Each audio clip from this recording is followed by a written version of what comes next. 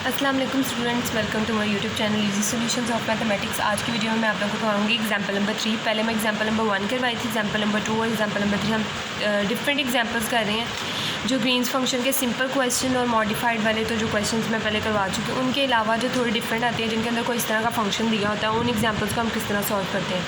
Example number 1 थी, वो भी थोड़ी सी डिफरेंट थी। उसके अंदर सिर्फ सेम यही इक्वेशन दी गई थी। जो एग्जाम्पल नंबर 2 मैंने करवाई थी, उसके अंदर एक और वैल्यू ऐड थी, वो होमोजीनियस डिफरेंशियल इक्वेशन थी, उसको हमने सॉल्व किया।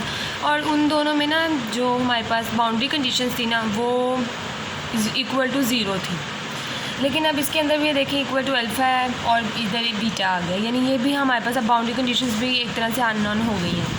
तो अब इस तरह का कोई क्वेश्चन आ जाए तो हमने उसको किस तरह से ग्रीन्स फंक्शन के लिए सॉल्व करना है। तो इसके अंदर सबसे पहले हम देखेंगे let G of X X dash be the Green's function for the associated homogeneous boundary value condition, then it satisfy the equation D square G over D X square. यहाँ पे यू की जगह पे हमने जी को रिप्लेस कर देना है, और यहाँ पे भी हमने कोई del X minus X dash जो है उसको इक्वल कर देना है, यानी इसको रिप्लेस कर देना है इसके साथ। सिंपल। अब मैथ्स में हम काफ़ी थ्योरम टाइप क्वेश्चंस भी पढ़ते हैं, और बहुत से और भी क्वेश्चंस हम एमएमपी में भी और भी दूसरे सब्जेक्ट्स में भी पढ़ते हैं, जिनके अंदर काफ़ी सारी चीज़ें हमें याद करनी पड़ती हैं। जिस तरह ग्रीन्स फंक्शन में हमने पहले भी जो क्वेश्चन किया, उनमें भी हमें स्टेप्स याद करने पड़े हैं। इसी तरह के क्वेश्चंस भी जब आते हैं, उनमें भी हमें स्टेप्स याद रखने पड़ते हैं। उसका भी पहला स्टेप यही है कि हमने ये चीज़ लिख के कहना है कि then it satisfy the following equation. इस इक्वेशन को लिखना है इसके मुताबिक जी, और इस फंक्शन को इससे रिप्लेस कर दिया सिंपल। क्योंकि हम लोग जो है इसके अंदर ग्रीन्स फंक्शन में हम जो जी का फंक्शन लेते हैं ना, वो पीस वाइज होता है। उसमें दो हमारे पास एक तरह वेरिएबल होते हैं। जो पहले दो एग्जांपल्स भी किए हैं ना, उनमें भी हमारे पास एक एक्स था, एक एक्स डैश था। तो ये सिर्फ एक्स में है, तो हमने इसको एक्स से एक्स डैश में किया है। अब ये वाली जो चेंज की है ना हमने, ये इस इक्वेशन के अकॉर्डिंग की है। जैसे मैंने आपको बताया कि एग्जांपल नंबर 1 में हम ये वाली डिफरेंशियल इक्वेशन जो है ना, इसको हम सॉल्व कर चुके हैं। अब इसके अकॉर्डिंग हमने ये बनाया है, तो इसी इक्वेशन के अकॉर्डिंग जो हमने एग्जांपल नंबर 1 की थी, उसके अंदर जो हमारी बाउंड्री कंडीशंस थी ना, हमने उसी लिहाज से बाउंड्री कंडीशंस को लेट कर लिया। जैसे ये देखिए एग्जांपल नंबर 1, वहाँ पे जो हमें दी हुई थी सेम वही डिफरेंशियल इक्वेशन है। बाउंड्री कंडीशंस हमें ये दी हुई थी, यानी यहाँ पे हमारे पास एक्स, यहाँ पे ये एक्स जो है वो 0 है, यहाँ पे एक्स जो है वो एल है। इनको यूज़ करते हुए हम नेक्स्ट बाउंड्री कंडीशंस बनवाएंगे, क्योंकि वो तो अल्फ़ा और बीटा के इक्वल हैं, तो हमारे लिए सॉल्व करना पॉसिबल नहीं है, तो हम इक्वल टू 0 लेट करेंगे। और ये आगे हमारे पास बाउंड्री कंडीशन, उसके बराबर यहाँ पे x जो है वो 0 है, यहाँ पे x जो है वो l है। अब जो हमने क्वेश्चन जो है, जो ये वाली डिफरेंशियल इक्वेशन है, जो एग्जांपल नंबर 1 जो मैं पहले भी आपको करवा चुकी हूँ, उसकी वीडियो प्लेलिस्ट में पड़ी है। अगर आपने नहीं देखी, वहाँ जाके देख सकते हैं, आपको ज़्यादा अच्छे से समझ आएगी। उस पूरी डिफरेंशियल इक्वेशन को हमने सॉल्व किया था, उसके ऊपर बाउंड्री कंडीशंस यही वाली जो मैंने आपको भी बताई हैं, उन डिफरेंशियल बाउंड्री कंडीशंस के अकॉर्डिंग हमने ये वाली बनाई है ना, उन बाउंड्री कंडीशंस को लगा के पूरी डिफरेंशियल इक्वेशन को हमने एग्जांपल नंबर 1 जो मैंने करवाई है, उसके अंदर सॉल्व करके जो हमारे पास जी का फंक्शन आया था वो ये आया। अब हम दोबारा वो सारा कुछ करेंगे ना, तो हमारे पास प्रोसीजर बहुत लंबा हो जाएगा, क्वेश्चन बहुत लंबा हो जाएगा। हमने वो सारा काम नहीं करना, हमने सिर्फ उस डिफरेंशियल इक्वेशन जो हमारे पास जी निकला था ना, हमने उस जी को यहाँ पे यूज़ करना है, जो कि ओरिजिनल एक्स का जी था, वो वाला हम यहाँ पे यूज़ करेंगे। तो उसको हमने ऐसे ही लिख लेना, हम रिज़ल्ट यूज़ करेंगे, जैसे हम लोग थ्योरम्स में भी रिज़ल्ट यूज़ करते हैं ना, इससे हम इस क्वेश्चन में भी रिज़ल्ट यूज़ करेंगे। नेक्स्ट अब हमने लिखना है to find the relation between the solution u of X of the problem 1। ये यू ऑफ एक्स में हमने पिछले में निकाल लिया था, ये यू ऑफ एक्स से ही निकले हैं। प्रॉब्लम 1 जो गिवन प्रॉब्लम है, उसको हमने 1 कहा है, and the Green's function of 2। ये रही प्रॉब्लम 1 और ग्रीन्स फंक्शन ऑफ 2। इसका जो ग्रीन्स फंक्शन होगा, उनके दरमियान रिलेशन फाइंड करने के लिए हमने ग्रीन्स आइडेंटिटी यूज़ करनी है। अब ऑर्डिनरी डिफरेंशियल इक्वेशन ऑडीज़ के अंदर हमने इस तरह का पढ़ा हुआ है, जो एसएल वाला चैप्टर था, उसके अंदर इस तरह की आइडेंटिटी हम लोग पहले भी पढ़ चुके हैं। वो लाग्रांज आइडेंटिटी टाइप थी कोई चीज़। यहाँ पे जो ग्रीन्स आइडेंटिटी है ना, वो भी यही होती है। ये ग्रीन्स आइडेंटिटी का मैंने फॉर्मूला लिख दिया, हमने इसके ज़रिए से इनका रिलेशन फाइंड करना है। अब यहाँ पे हमारे पास जो ए और बी होता है, वो लिमिट्स होती हैं ए से बी। तो जो गिवन क्वेश्चन है हमारे पास, ये तो फॉर्मूला, जो गिवन क्वेश्चन है उसकी लिमिट हमारे पास 0 से l है, तो ए हमारे पास 0 होगा और l हमारे पास ये होगा। यानी जो इंटरवल होता है हमारे पास, वो होता है ए से बी, तो वो हमारे पास गिवन क्वेश्चन में 0 से l है, ये इंटरवल है हमारे पास। और p ऑफ x जो है वो हमारे पास हायर ऑर्डर जो डेरिवेटिव होता है उसके साथ पड़ी हुई वैल्यू होती है, वो इक्वल टू 1 होती है। और यहाँ पे l जो है हमारे पास यानी ऑपरेटर है, l जो होता है वो ऑपरेटर होता है ना, तो सिंपल l ऑफ u होता तो d square u over D X square था, लेकिन सिर्फ l है तो यहाँ पे d square over D x सिर्फ हम लेंगे। और उसके बाद यहाँ पे हम लोग लेट करेंगे v of x is equal to g of x into x dash. Then on substituting ये वाला जो क्वेश्चन, ये वाली जो हमें फार्मूला है ग्रीन्स आइडेंटिटी का, इसके अंदर हम v की जगह पे g पुट करेंगे। यहाँ पे v था, यहाँ पे हमने g पुट कर दिया, यहाँ पे v था, यहाँ पे भी हमने g पुट कर दिया, और उसके बाद यहाँ पे v था, यहाँ पे भी g पुट कर दिया, और यहाँ पे v था, यहाँ पे भी g पुट कर दिया, सिंपल। और यहाँ पे हमारी लिमिट थी 0 से l, हमने लिमिट लगाई 0 से l, यहाँ पे भी 0 से l आ गए। लेकिन देखें अब यहाँ पे आ गया ना l ऑफ u है तो d square u over D X square हमने ले लेना है, यानी इसका जो ऑपरेटर है l u है वो टोटल ये है, और ये चीज़ जो है हमारे पास f ऑफ x के इक्वल है।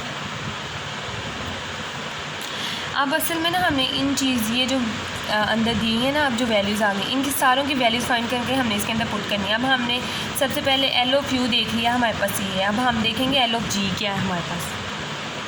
l ऑफ g जो है हमारे पास, मैंने शुरू में ही आपको बता दिया था कि जब l ऑफ u को g सेटिस्फाई करेगा तो d square g x into x dash into D X square, तो वो इसके इक्वल आ जाएगा। और जो जिसे हमने पीछे इक्वेशन 2 कहा है वो इसके इक्वल आ जाएगा। देयरफॉर अब जो हमारे पास फार्मूला था हमने उसके अंदर वैल्यूज़ लगा दी हैं, जहाँ यहाँ पे हमारे पास l ऑफ g की जगह पे ये वैल्यू आ जाएगी। यहाँ पे l of u into l of g था, ये वैल्यू आ गई minus g of x into x dash, यानी सिंपल g था। यहाँ पे l ऑफ g की जगह पे उसकी वैल्यू, l ऑफ u की जगह पे सिंपली उसकी वैल्यू लगाइए और कुछ भी नहीं। और ये g यहाँ पे सिंपल लिख लिया, इसको g लिख लें या g इंटू एक्स डैश, ये पूरा लिख लें, एक ही बात है। सिंपल हमने लेफ़्ट हैंड साइड के अंदर वैल्यूज़ रिप्लेस की हैं उनकी, l ऑफ u और l ऑफ g की जगह पे। उसके बाद हमने नेक्स्ट इसको कुछ भी नहीं कहा, यहाँ पे g डैश था, हमने d ओवर डी एक्स करके, यानी उसको g डैश को हमने d ओवर डी एक्स करके लिख लिया था, तो g डैश लिख लें या इस तरह लिख लें, एक ही बात है। उसके बाद हमने क्या करना है, बाउंड्री कंडीशंस को यूज़ करना है, जो हमने बाउंड्री कंडीशंस सेट की थी। तो अगर हम उनको यूज़ करेंगे तो हमारे पास ये आएगी वैल्यू। बाउंड्री कंडीशंस कैसे यूज़ की हैं हमने यहाँ पे, अब यहाँ पे बाउंड्री कंडीशंस अप्लाई करने के लिए सबसे पहले हम इसके ऊपर लिमिट अप्लाई करेंगे, upper limit minus lower limit दोनों के ऊपर लिमिट अप्लाई करेंगे। यहाँ पे मैंने लिमिट डायरेक्ट अप्लाई करके लिखी हुई है, क्योंकि सिर्फ इतने हिस्से पे लिमिट होगी अप्लाई। अब सबसे पहले हम यहाँ पे लिमिट्स अप्लाई करेंगे, और लिमिट्स यहाँ पे मैंने डायरेक्टली अप्लाई की हैं, तो मैं आपको अलग से करके बताती हूँ। ये लिख लिया मैंने राइट हैंड साइड, यहाँ पे लिमिट अप्लाई करनी थी, ये u ऑफ x है, u ऑफ x है, तो ये पहले लिमिट जो है इसके ऊपर अप्लाई होगी, upper limit minus lower limit, फिर इसके ऊपर होगी। तो सबसे पहले upper limit u of l D G into L into x dash D x minus lower limit अब इधर आएगी, तो लोअर लिमिट आएगी u of 0 D over D x, तो g जो है वहाँ पे आएगा 0 इंटू एक्स डैश। ये हमारी ये जो पहली वैल्यू है इसके ऊपर हमने लिमिट अप्लाई कर ली। अब हमने दूसरी वैल्यू जो है इसके ऊपर लिमिट अप्लाई करनी है, तो दूसरी वैल्यू पर लिमिट कैसे अप्लाई होगी, यहाँ पे अपर लिमिट x की जगह पे l u dash into L minus lower limit हमारी क्या है, x की जगह पे 0 x dash into u dash of 0, ये आ गए। अब बाउंड्री कंडीशंस हमारे पास क्या है कि g into L of x dash जो है वो भी हमारे पास 0 है, तो 0 इंटू एक्स डैश ये भी हमारे पास 0 है, तो ये भी 0, ये भी 0, तो हमारे पास सिर्फ ये बचेगी। ये देखें तो हमारे पास आ गई ये वाली वैल्यू, हमारे पास सिर्फ अब ये वाली वैल्यू बची। अब हमने इसके अकॉर्डिंग सॉल्व करना है। अब हमें यहाँ पे इसकी वैल्यू चाहिए और यहाँ से इसकी वैल्यू चाहिए। तो सबसे पहले हमारा जो g इंटू एक्स डैश था, हमारा जो g का फंक्शन था वो था ये। अब यहाँ से हम जिस तरह बाउंड्री कंडीशंस की वैल्यूज़ निकालते होते थे, हम सबसे पहले वो यहाँ से निकाल लेंगे। सबसे पहले हमें क्या चाहिए, l से x डैश, l से x डैश तक जो हमारा इंटरवल है g का, हमें उसकी वैल्यू चाहिए। तो l से x डैश तक जो हमारे पास वैल्यू आएगी g की, हमने उसका डेरिवेटिव लेना है विद रिस्पेक्ट टू x। तो हम देख लेते हैं, l से x डैश वाला इंटरवल ये है, उसमें हमारे पास g की वैल्यू ये है, अब इसका हम विद रिस्पेक्ट टू एक्स जब डेरिवेटिव लेंगे तो हमारे पास ये x dash over L constant होगा और सिर्फ इसका डेरिवेटिव लेगा, इसका डेरिवेटिव आएगा -1, तो माइनस माइनस प्लस हो जाएगा, तो हमारे पास डेरिवेटिव क्या आ जाएगा एक्स डैश ओवर एल, ये आ गया। उसके बाद 0 से एक्स डैश के दरमियान में जो हमारे पास जी की वैल्यू आएगी, हमने उसका डेरिवेटिव लेना है विद रिस्पेक्ट टू एक्स, तो हमारे पास जो वैल्यू आएगी वो ये होगा। देख लेते हैं, ये भी 0 से एक्स डैश तक हमारा ये वाला आया है फंक्शन। इसके अंदर हमारे पास अब L minus X dash over L, ये कांस्टेंट ट्रीट होगा क्योंकि विद रिस्पेक्ट टू एक्स लेना है सिर्फ, तो आएगा माइनस एल तो यहाँ पे एक्स की जगह पे 1 आ जाएगा, बाकी ये सारा फंक्शन वैसे का वैसे ही रहेगा। ये देखें माइनस ये आ गया डेरिवेटिव लेने के बाद। अब हमने सिंपली यहाँ पे इनकी जगह पे ना, इसके डेरिवेटिव की जगह पे यहाँ पे हमने x dash over L put कर दिया, यहाँ पे हमने इसके डेरिवेटिव की जगह पे ये वाली पूरी वैल्यू जो है पुट कर दी, तो ये प्लस का हो जाएगा u into 0 L minus X dash over L. तो ये हमारे पास हो गया। अब हमने इसको फर्दर सॉल्व करना है। अब जी हमारे पास सिर्फ अननोन जो वेरिएबल है वो u ऑफ l है और u ऑफ 0 है। तो गिवन क्वेश्चन पे चलते हैं हम, यहाँ पे देखते हैं कि u ऑफ 0 हमारे पास अल्फ़ा है और u ऑफ l हमारे पास क्या है, बीटा है। तो हमने क्या करना है, हमने यहाँ पे u ऑफ l की जगह पे बीटा और u ऑफ 0 की जगह पे अल्फ़ा पुट कर दिया। तो यहाँ पे बीटा आ गया हमारा, यहाँ पे आ गया हमारा अल्फ़ा, और हमने इसको शायद यहाँ पे बीटा, यहाँ पे अल्फ़ा आ गया हमारा। अब हमने क्या करना है कि इसको अंदर मल्टीप्लाई करवाएंगे जब हमारे पास, तो ये एल से कैंसिल हो जाएगा, तो हमारे पास सिर्फ अल्फ़ा बचेगा। इसको जब अंदर मल्टीप्लाई करवाएंगे तो ये alpha over L x dash हो जाएगा माइनस का।